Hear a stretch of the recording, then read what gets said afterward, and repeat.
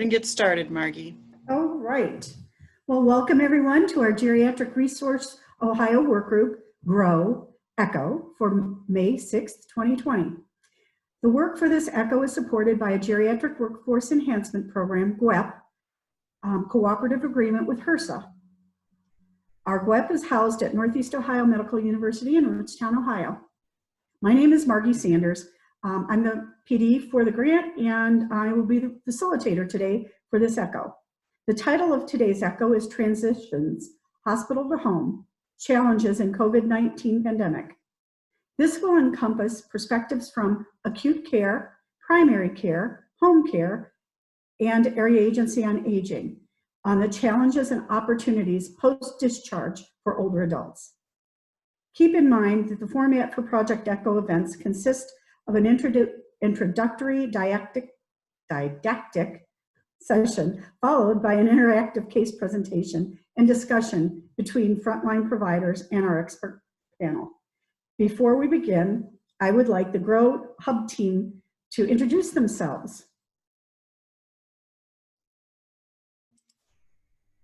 Denise?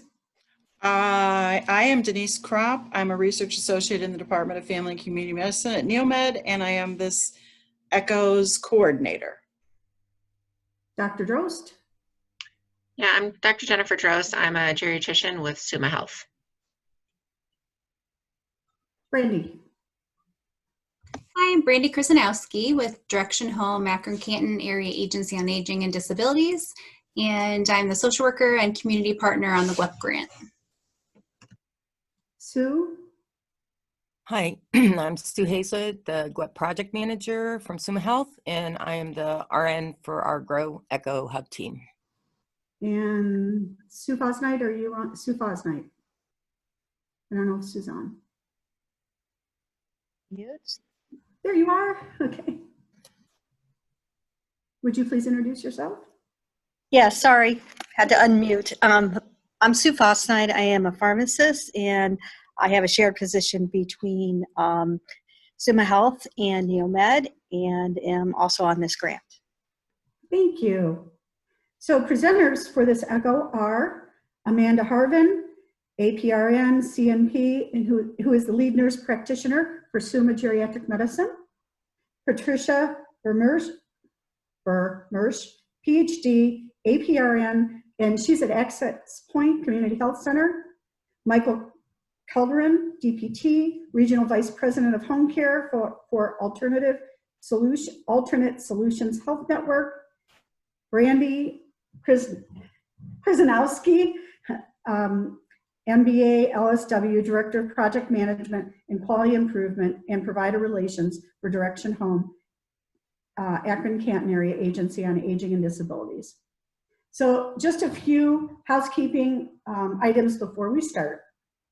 Please mute yourselves during the presentation. To communicate with the group, please use the chat function and share all chats with the entire group. Make sure your name shows on the screen as well as your face so that we here at ECHO, our ECHO team will know who you are and become more familiar with you, and we all can become more familiar with each other. During the case presentation, you can unmute to participate in the discussion as you wish. Just so you're aware, today's session is being recorded, and also be aware that the details of this case have been changed to ensure patient privacy. At this point, I'm going to turn it over to Amanda Harvin to begin the didactic portion of the ECHO.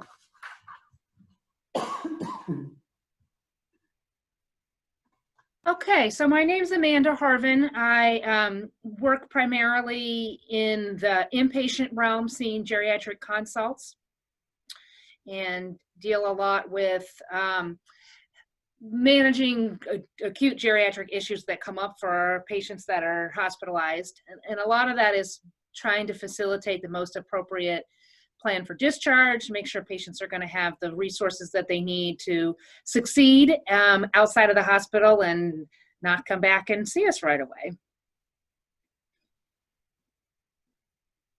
So there's a lot of challenges that we experience with our older adults in the hospital. Medication reconciliation is a huge one. trying to figure out what patients are actually taking at home is certainly a challenge. And then when we add on top, if people have some baseline confusion or some acute confusion, that makes it all that trickier. We use our tricks in terms of finding, calling pharmacies and finding out what people are getting dispensed and trying to find out from families what people are actually taking at home, including having, being on the phone with a family member while they read off the bottles of the prescriptions, but it's still kind of an imperfect system. We certainly struggle with delirium in our folks in the hospital. That affects their ability to leave the hospital. It affects their personal safety here sometimes, and the safety of the staff if they're agitated and they're not cooperative with care. That affects their ability to participate in medical decision making and their discharge planning. We see folks that really should go to a skilled nursing facility, or they should go to a higher level of care, but their delirium impacts their ability to see what their own needs are. And then certainly delirium and cognitive impairment in general affect the ability of our patients to take care of themselves once they're back home, their ability to manage their medications, to get to doctor's appointments, follow-up appointments, and to do the treatment necessary to keep them healthy.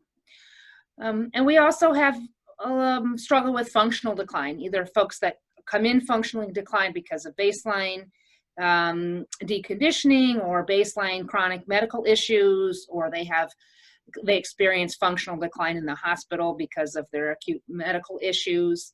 And ultimately, a lot of times they end up needing a higher level of hands-on assistance when they leave the hospital than when they came in. And we struggle with sometimes families are unable or unwilling, or there's not family that is involved at all. The patient may be unable or unwilling to pay privately to get that level of help that they need. And then we have difficulty moving through the bureaucratic process of getting additional help in the home, whether that's, services through a waiver program or transition to assisted living, an assisted living facility. So now in the times of COVID, it's like all of these problems get magnified. Medication reconciliation is more challenging as families are isolating from our patients, so they are not in the home. They don't know what the patient is doing necessarily. They can't run over there and look at their pills. They're not here in the hospital where they can, bring us the bag of pills the patient is actually taking at home. Delirium is acutely worse because of all of the precautions related to COVID. Patients that they can't have their family come visit, so they're not seeing those familiar faces. They're not even seeing the unfamiliar faces of the healthcare staff because we're all covered up with masks and face shields there. And the infection itself can certainly precipitate delirium in some of these patients. And then those that are treated with steroids are certainly at higher risk for developing a more agitated, hyperactive form of delirium. So it's more common and it's harder to treat in the COVID world here. In our usual treatments of let's get them up, let's walk them in the hallway, let's have their family come in and stay with them. We're not able to do those. Functional decline is more of an issue in our COVID world right now. People are coming in sicker because they're afraid of COVID exposure in the hospital. Patients and families are refusing skilled nursing facilities and rehab, and sometimes even home care because they're concerned about having more people in the home or having the patient in a skilled nursing facility and not being able to see them there because of the isolation or fear of them catching COVID in the nursing home. There is certainly a decreased ability of family to provide hands-on care for some of these folks because the family themselves are ill, because families trying to isolate themselves, or we had a situation last week of a patient that she thought her son was going to be able to take care of her, and she was being discharged with COVID positive, and the son said, well, if I take care of her, then I have to self-quarantine from work for 2 weeks, and I can't do that. So he was left with this decision of, do I take care of my mom, or do I work and support my family? And then we've had a lot of trouble lately getting patients discharged to facilities because of their COVID status. And the rules are changing literally multiple times a day in terms of what facilities want before a patient can be discharged. And, whether that's, 14 days or 2 negative tests, or they're afebrile, and it's getting really hard, and we have patients that are ready to go, but they can't go because we don't have a place that's willing to take them. And we're also having more communication issues in that families are struggling because they don't know what's going on in the hospital. They can't see their loved ones. And then staff are busy and stressed with all of their extra responsibilities, and are having a harder time, I think, making that connection back with families.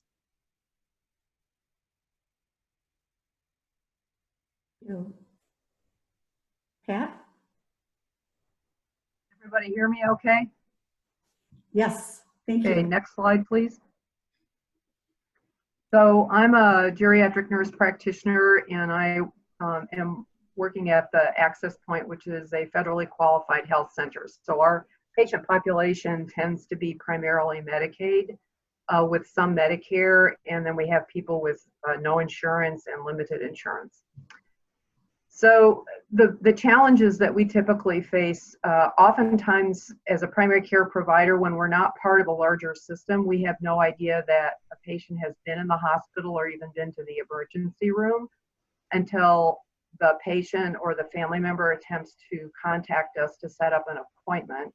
And so typically what happens is people get discharged home, for us anyway, and then we see them at the next regular routine visit, and then we discovered, oh yes, by the way, they were in the hospital, and then we're scrambling to find what that was all about, what their medicines were, what's changed, and so on. And we don't, unfortunately, our electronic medical record system, typically our system doesn't talk to other people's systems, and that always makes it difficult. So even if the patient tells us in a routine visit, yes, I was in the emergency room or I was in the hospital, we can't always get their discharge papers. And what they're given at the hospital, oftentimes they forget it. By the time they see us, it's past the 7 or 14 days. They've lost that paper, so they don't have a list of what they were discharged on or anything else. So those are a couple of things that have been difficult. We don't know when they've been in, and we can't get their records.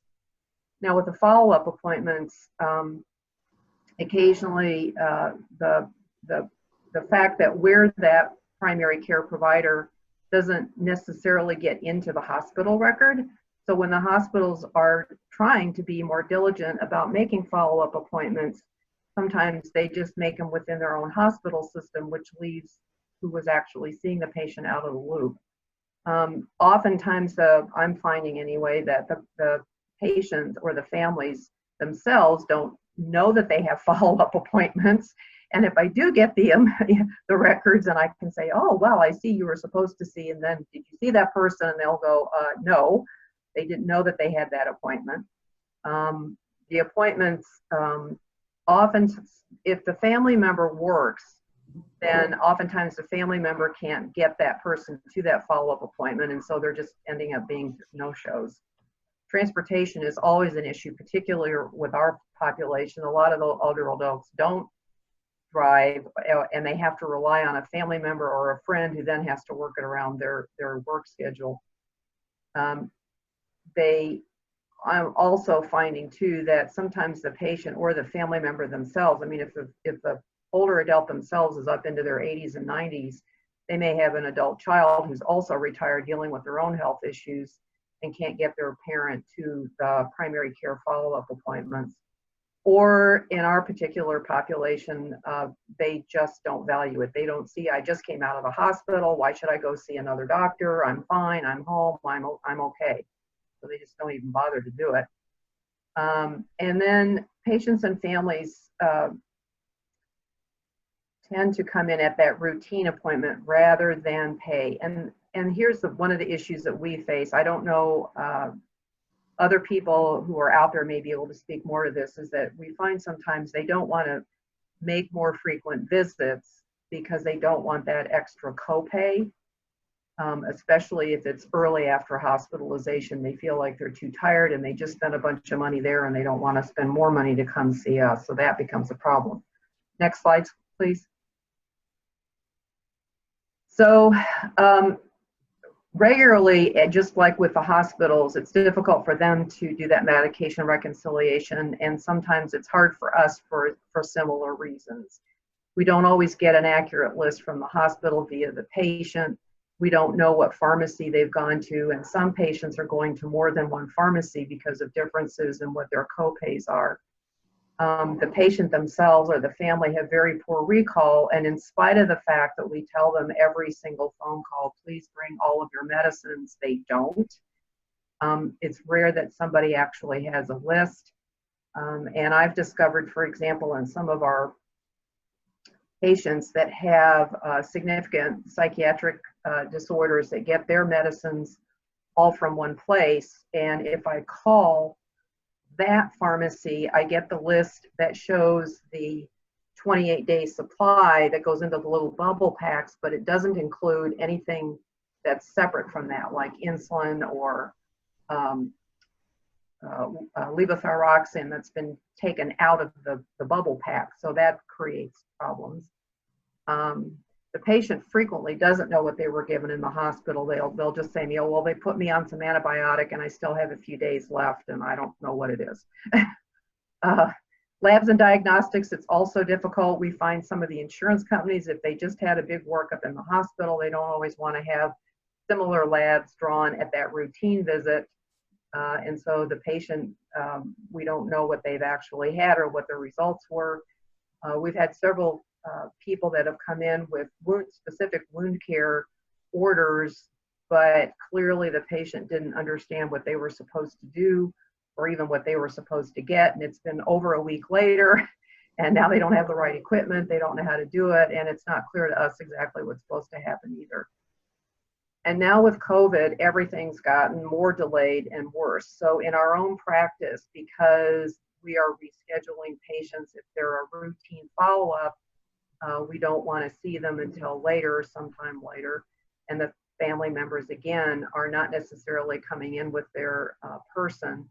We are actually in our office allowing one family member to come in, even if they think they have any kind of respiratory problem.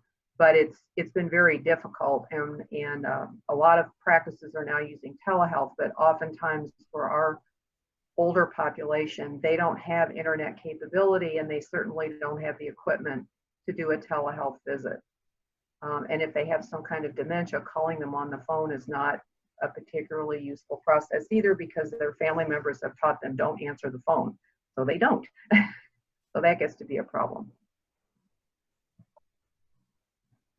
That's it for me. Thank you, Pat. Michael?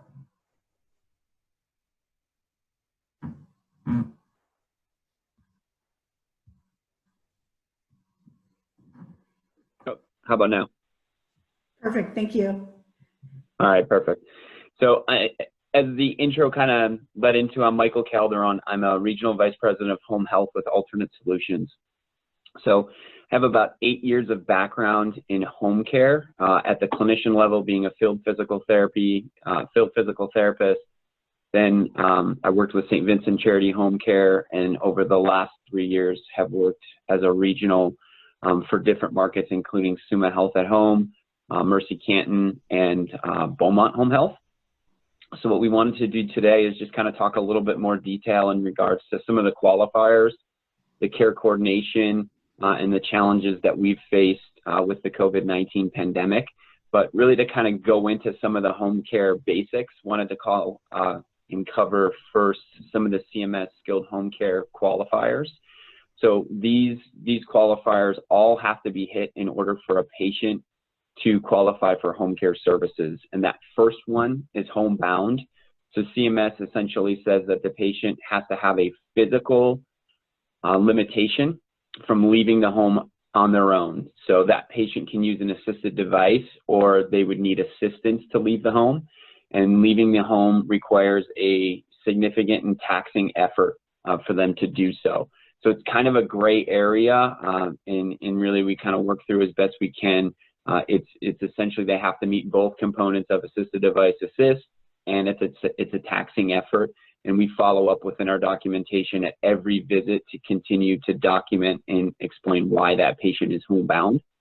There are some clauses that the patient is allowed to leave the home, which include medical treatments, physician appointments, religious services, even includes if they have to go to a family reunion, a funeral, all the way up to going to the barber or the beauty parlor. They're allowed to do that and still be qualified as homebound by CMS. Next, services are received on an intermittent basis. It has to be skilled care. Our agencies operate as skilled home care services. It includes skilled nursing, physical, occupational therapy, speech therapy, home health aid, and social work services. We're required to deliver that skilled care at least once over a 60-day period. And really the way CMS looks at skilled care, it's performed by a professional or under their supervision. And then the third part of skilled services includes that care must be predictable and finite, which means that we have to have a detailed plan of care that includes a frequency that all of our disciplines are going out in to deliver that care. And if we deviate from that plan of care, the physician must be updated in writing or via an order to update the plan of care. Next qualifier for home care is a face-to-face. So all of our patients that are on services for home care, they have to either see their physician 90 days prior to their start of care date or 30 days after. And the physician then verifies that the patient is indeed homebound and does have a skilled need for home care services to be out to treat the patient. Next one, certified plan of care must be signed by a physician. So if you've ever heard of a 485, that's essentially when home care admits a patient onto services. A 485 within 5 days will be sent to the physician, which details out what services are out to see that patient. If we require any additional orders as far as clarification of wound care, lab draw, those types of things, and the frequency in which that care will be delivered. So a physician gets that in writing to sign off on and then return it back to us. And then the last one, care must be provided by a Medicare certified agency. We must follow their conditions of participation. CMS states you don't have to follow them to treat patients, but you have to follow them to get paid. So obviously we follow the conditions of participation very closely. Next, just looking at the care coordination that goes into home care services. So initially, 99% of the time, those referrals come into us. That may be electronic interface like Epic. They may get faxed from either the hospital or the physician. That 1% of the time, they may come from a family that calls in that says, hey, I have a need for home care services. Can you meet that need for us? And we would follow up with then their physician to get a little bit more information, their H&P, any hospital notes, doctors' updates to be able to process that referral. We also have them sent from outpatient ambulatory centers, skilled nursing facilities, assisted living, independent living facilities where they may have a nursing or a therapy need for us to come out. We do update the referral sources as appropriately. It may be an electronic interface, and we'll let them know that we accepted and processed the referral. It may come through our team at SUMA. Cassidy Combs is our care integration regional vice president. She's got a team that coordinates these referrals at the hospital level or out into the community. So they work very closely and directly with those referral partners. They'll pass on, even sometimes physically, those referrals, and then our team will send them into the intake department. So a lot of times they'll know right away that we're accepting and we're going to process that referral. During home care services, as we deliver care to patients, our physician, NP, physician assistant teams are updated, and it's a constant feedback with that provider. So we complete that start of care visit and the initial assessment, and we're responsible to then call into the physician, let them know what we found in the assessment. We completed a med reconciliation. If we had any interactions, or potentially if our med reconciliation doesn't match the discharge documentation that came over from the hospital, if they don't match, we'll notify the physician and kind of clarify from there what should that patient be taking, what should be in the home, we've got duplicate medications, what's the preference that we move forward with as we do that reconciliation for the patient. So it's pretty constant, and as that physician follows up and signs that 485, as I said, if we deviate from it, we'll notify the physician via fax, or we'll add an order, and it may be a frequency order, and maybe updates to our wound care, an additional lab draw, or even if we had to miss a visit because the patient wasn't available, we notify the physician in writing. We also have at Summa Health at Home, we have a portal that physicians can log into if they don't want all the paper, the fax updates coming to them all the time. They can electronically go into the portal, view these plan of care updates that we've made, and sign off on those. As we discharge from home health services, very similar to start of care, we're required to follow up with that following physician from home care, let them know that we are discharging for services and what's the next step from there, which may be discharging them out to an outpatient setting, potentially a case management team following up on that patient, and we try and hand off as smoothly as possible to make sure, especially if there's a patient in need that's a high risk, that they've got additional resources in the community to help them meet their needs of being safe, become independent in the community, or prevent a hospital readmission. So that the physician will get notified at time of discharge. We'll also notify that facility, if it's an assisted living or independent living facility, where we're at as far as the plan of care or discharge from that patient. There are also times where home care and palliative care can exist at the same time. Home care and hospice cannot. So if we're discharging a patient that's now hospice appropriate, we would let the physician know and hand off to our hospital team. So initially kind of covered those 5 qualifiers for what CMS needs in order for us to deliver care to a patient. With COVID-19 has come some updates to those qualifiers. You'll see in red there, we have had to update, CMS has updated 3 of those 5. Some of them are changing, some of them were lifted, and we've had to work through, and we'll cover in the next slide, but it's been 30 CMS waivers that have updated the way that we either deliver care, are reimbursed for care, or some of the processes that go into how we transmit our data to and from CMS or referral partners. So we'll go into the next slide, which will go into a little more detail, which covers 6 of the 30, but the first big change was around our definition of homebound. So with shelter in place and quarantine of patients, CMS basically came out and said, if you have these patients who have chronic illnesses, they were previously going out to an outpatient setting. They were going to a lab to do their blood work. They were going to an infusion center for their chemo or for IV antibiotics.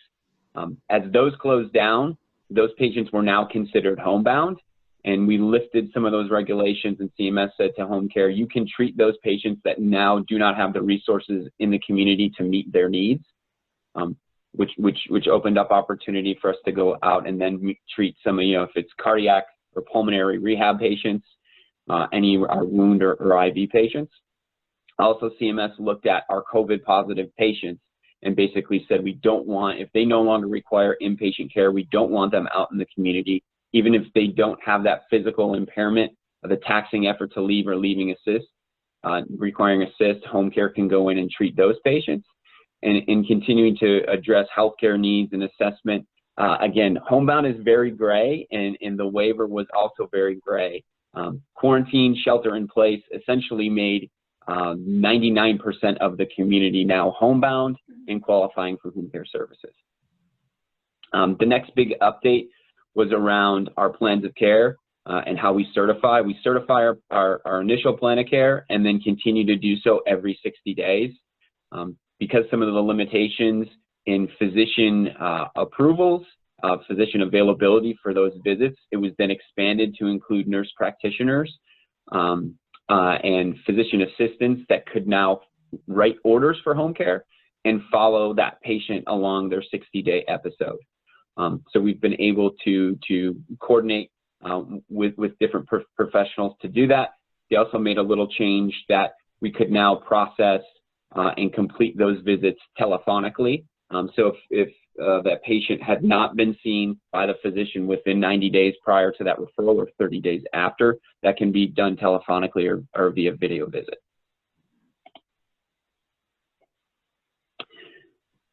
The update, there are a lot of updates around telehealth and telecommunication, and especially in the outpatient setting around reimbursement. It was a little bit different for us in home care. CMS did come out and was a proponent of telephonic or video visits being used within the first 30 days of home care. But they did also come back and say at the same time, they cannot be used to replace your in-person visits. They would not be used and reported on the home health claim. But anytime we did update whether that frequency was in person or electronically, still had to do that via order and written notification to the physician. And at the same time came back and said, you can do all of those things. They can't replace in-person visits, but we're not going to let that count towards your reimbursable visits. So do them, help support what you're doing, but you won't get reimbursed for them. And we did move forward, especially with our COVID patients. Our COVID patients within the first 2 weeks do get telephonic visits. And a lot of that was to assist with some of the volume that our nursing staff was seeing, and also to assist with some of our PPE conservation really early on into the pandemic. The next biggest waiver update that impacted us was just around our home health aides. Our home health aides have to be supervised by whether it's an RN, PT, or an OT every 14 days. CMS backed off on that requirement, essentially saying it's no longer necessary, but we recommend that it's done telephonically. Also suspended annual on-site competencies for those home health aides that have to come on location to our offices. They have to go through 12 hours of competency training, and then postponed the requirement for 12, really they have to work one-on-one and do a supervisory visit. They postponed that as well until the first full quarter of when we're outside the COVID pandemic. One of the big changes around payment that CMS made for home care agencies is accelerated or advanced payment. So what it meant for us is they essentially gave us a interest-free loan of partial payment all the way out to Q3, really to provide additional cash flows for some of the home health agencies. And these conditional payments CMS made, it was just within the month of April, they made $100 billion worth of payments, partial payments, looking ahead through Q3 from home health agencies that they can have more cash on hand to be able to continue to conduct business and care for patients. And the last big change for us, our occupational therapists who have never previously been allowed to complete an initial start of care assessment, we're now allowed to do so. Even typically if nursing's in on a case, the nurse has to go out first to conduct that initial head-to-toe assessment, along with looking at some of the past history and med reconciliation. CMS moved forward and allowed occupational therapists to temporarily complete those visits even ahead of nursing in the home. Go to the next slide, just covering some of our special challenges as we look into COVID-19. So it really tested home health agencies as far as how strong are your processes and trainings. How well did your nursing and your therapy staff prepare for this pandemic? And on the home care side, it was pretty shocking when we looked at some of even breaking down to PPE utilizations prior to the pandemic. When you look at something as far as Alternate Solutions, we work with 12 hospital-based home care agencies across the country. We had used less than 1,000 gowns in all of 2019. Right now, we're currently going through, it's about 3,000 over 30 days. So our burn rate of PPE went way up, challenged us as far as what did our processes and trainings look like, and really how strictly have clinicians been following those processes.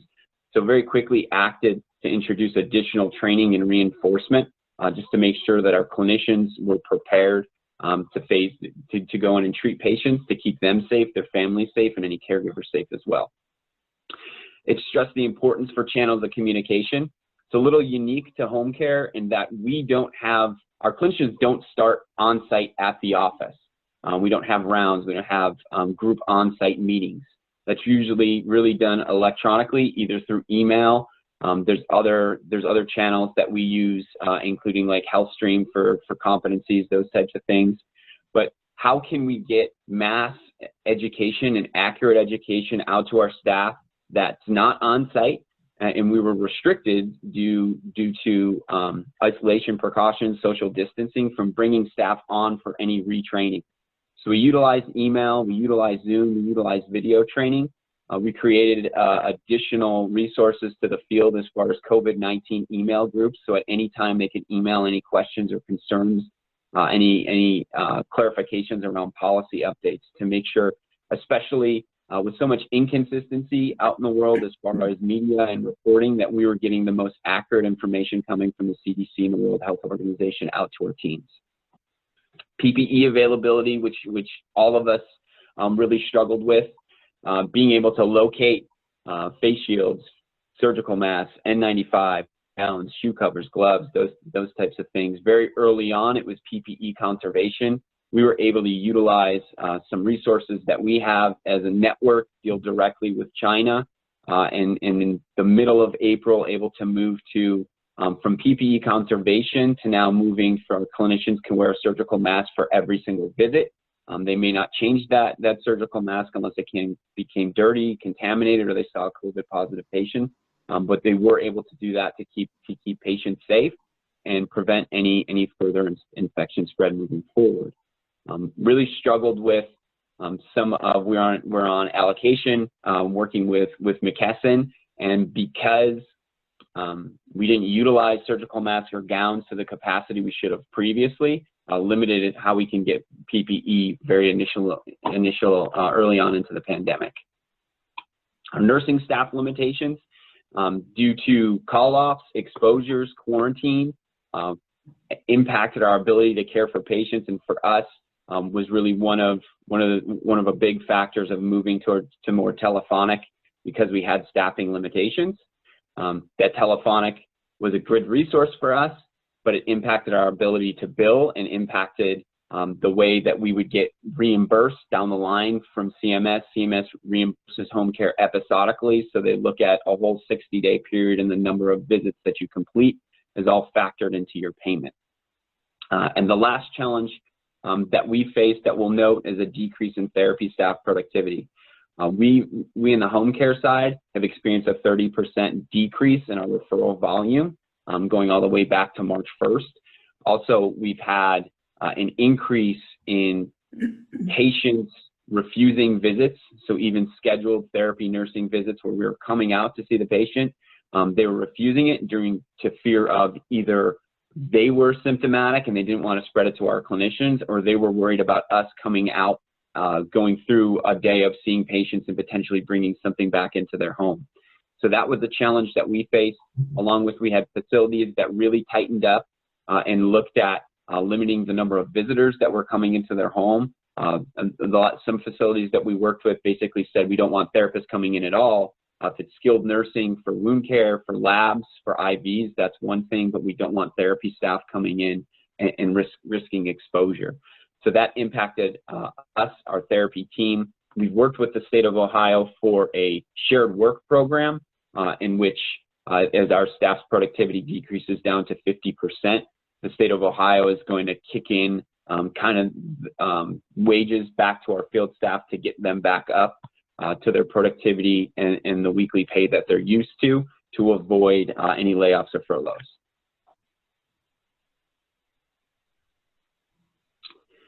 So additional resources that home cares offer, some of these are unique to the agency. So some that we'll cover here are unique to Summa Health at Home. So we've got a patient care navigator program, which is an RN in our office that follows up with our high-risk diagnosis, our top 6 diagnosis that CMS attributes and impacts reimbursement to our hospital partners. So that patient care navigator is a supplement and a resource to our on-site services. They'll follow up with those high-risk patients to make sure that they haven't experienced any clinical change, any weight gain, change in their diet or medication, and as necessary, implement some interventions in working with the physician to prevent a readmission or a decline in care. We can do wellness and welfare checks on patients. We do this sometimes with referrals that potentially are high risk that we can't get a hold of, to drive by to make sure that they are home, make sure that they're safe, there's no additional need for them, and supplement that with our medical social workers and potentially APS services to make sure our patients stay well, even if they're not on home care services. Most home care agencies offer specialty programs, whether that's cardiac, pulmonary services, specialty programs, which may or may not include specialty medications or IV infusions for that highest acuity and risk patient, to make sure that they don't readmit back to the hospital. Along with therapy programs, we've been able to offer a prehab, as many of our elective and orthopedic surgeries have been delayed with COVID. We've been treating some of those patients that have issues with pain to be able to get through this period of time until we can reintroduce some of those surgeries, total knees, total hips, those types of things. We've evolved to some of our hospital partners use same-day surgeries to avoid a hospital stay and be able to now start up those knee and hip elective surgeries again. The state has basically said you can do those surgeries, there just can't be an admission to the hospital. So we're working with partners now what it looks like to have surgery in the morning, discharge to home care, physical therapists meet them in the home that evening to start them on their rehab and back their road to recovery. Also offer maintenance therapy for our patients who potentially now have been quarantined and homebound dating back to March, are now deconditioned and weak. So we want to make sure that as some of these restrictions are lifted, they can get back out safely to the community without restrictions. Last program that we offer is a health coach for life. So as a patient discharges off services, we've got a nursing team that then periodically checks in on that patient at least monthly to make sure that they're staying safe, they're meeting their needs, and they haven't developed any need for home care to come back out. So thanks everyone for your time. Thank And then you at home care, very much, Michael. Okay. All right, Brandy. All right. So Brandy Krasinowski from Direction Home Area Agency on Aging. So in case you're not familiar with Area Agencies on Aging, or AAAs that we call them, they were established by the Older Americans Act in 1973 as a way to respond to growing needs of individuals 60 and over in our community. There are AAAs in every state. They're federally mandated. There are 622 across the country, and Ohio has 12. Direction Home Akron Canton covers Summit, Stark, Portage, and Wayne counties. We are a private nonprofit organization. We have a board of directors. As you can see, over 240 staff, lots of volunteers, and we contract with over 300 service providers who are the individuals that go into the homes of our consumers in the community. And as you can see, we currently have over 7,600 consumers on our programs. The next slide is just a quick little snapshot of the programs and services that we have to offer. If you start on the lower left, you'll see our Aging and Disability Resource Center. And this department provides information and referral assistance to people who call into our agency. They also offer and schedule free in-home assessments and long-term planning assistance for individuals who are in hospitals, nursing facilities, assisted livings, and also community-based homes in the community. Our Elder Rights Department provides nursing home selection assistance. We also provide advocacy and complaint investigation in nursing facilities, assisted livings, group homes, and also in the home and community-based settings. Their biggest role is to ensure that individuals' rights are being upheld. So moving on to health and wellness, we offer a variety of free education, free evidence-based, programs and workshops like chronic disease self-management, diabetes self-management, and then we have fall prevention classes like Matter, Balance, and Tai Chi. Moving on to the to the home and community-based area, this includes ongoing case management for individuals who are on our Passport Waiver Program, Assisted Living Waiver, the Ohio Home Care Waiver, My Care, and then we have a program called Care Coordination. We have programs and services for individuals of all ages. I know our name has, Area Agency on Aging in it, but we just want everyone to know that we do have programs for people of all ages from birth on up. And we do provide services for people who are Medicaid eligible and for those who are not Medicaid eligible. We also handle the oversight of our provider network, and then we have a very robust nutrition program and caregiver support program. So the next slide kind of shows the pre-COVID state and what our current state is. So before COVID, obviously all of our visits were done in the home or in whatever care setting the individual was at the time, face-to-face. At this point, we're doing telephonic visits and assessments in order to help protect our population. But we have been able to continue to provide and manage a wide variety of services for individuals in the home, even though we're not making those visits in person. The next slide shows that with the addition of some emergency funding provided by the state and also from some local partnerships, that we've been able to offer home delivered meals and some other supportive services to individuals in the community who aren't currently on any of our waiver programs, and people who maybe wouldn't qualify for our services ordinarily. So we've been able to reach out to a lot more individuals. We are currently moving very quickly to secure funding for extra services. We want to reach as many people in the community as we possibly can. We began in March by having a team from our office contact over 1,500 individuals that were in the community to ask if they were in any need of meals or other services. And since March 24th, we have been able to provide services to 350 individuals that we normally would not be providing services for. And we plan for that to obviously keep growing over the next couple months. The next slide shows that Direction Home has had long-standing partnerships with health systems in our region, including a 20-plus year relationship with Summa Health Systems. And on this slide, it just highlights a few of the projects that we have been working with Summa on. But we feel like partnerships with health systems and community-based organizations like Direction Home are very important because they provide synergy to our mutual consumers, and they help as they transition from care setting to care setting. It also allows for a warm handoff and the ability for us all to provide better care for our consumers. The next slide. So what we feel is really important for physicians and health systems to know is that during the pandemic, Direction Home is offering a program that we're calling Care Coordination Express.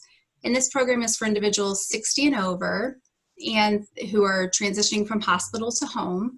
And what this program provides is expedited service delivery, short-term care management, and services and supports for up to 60 days. And the next slide shows some of the services that we have available, like personal care, homemaking, home-delivered meals, emergency response systems, transportation, social work counseling, wellness checks and friendly callers, and then caregiver support. So my last slide, there's a lot on here. I won't go into it in detail, but this slide just shows the flow of the Care Coordination Express program. So how it works is the health system contacts our agency to make the referral. One of our nurse assessors will do a telephonic assessment. First, they're going to look to see if they're eligible or already on Medicaid, and if they are, we'll link them through our normal processes to get them on to one of our Medicaid waiver programs, which would provide a lot of services ongoing. If they're not eligible for Medicaid or not eligible for one of our waiver programs for some reason, we would put them on our Care Coordination Express program and at least provide some services for up to 60 days and some short-term care management. And we're also collecting data and satisfaction for this program so that we can share this information with the health system and also the primary care physician. And that's all I have. Thank you, Randy. So we did have a few questions, and because of the large number of people and mindfulness of time, We'll not have people introduce themselves, but I'll just kind of go through a few of the questions. One of them was about how often a mask can be reused. And Emily Murphy from our Project ECHO actually responded to that by, we had an ECHO formerly, NeoMed had an ECHO on mask versus no mask. And you can find the link she added to the chat. So if anyone is interested in that, it answers a number of questions about how many times they can be reused and what kinds of masks are available. So that is in our chat box. Again, and we had a question also, do we have, and I'm not sure who this is addressed to, but I'm going to ask it to all our speakers. Do you have capacity to see additional people and provide additional home delivered meals? So whoever wants to address that, Brandy? Yeah, if they're over 60 and they live in Summit, Stark, Portage, or Wayne, we do have resources available for home delivered meals. You can go ahead and give us a call. And I see Chris put our phone number in there, so thanks, Chris. Great. Okay, well, for now, that's okay, it was for Brandy. And yes, Chris has the number in there, so I think that is the last of the chat questions that we have. So now I'd like to move on to Pat.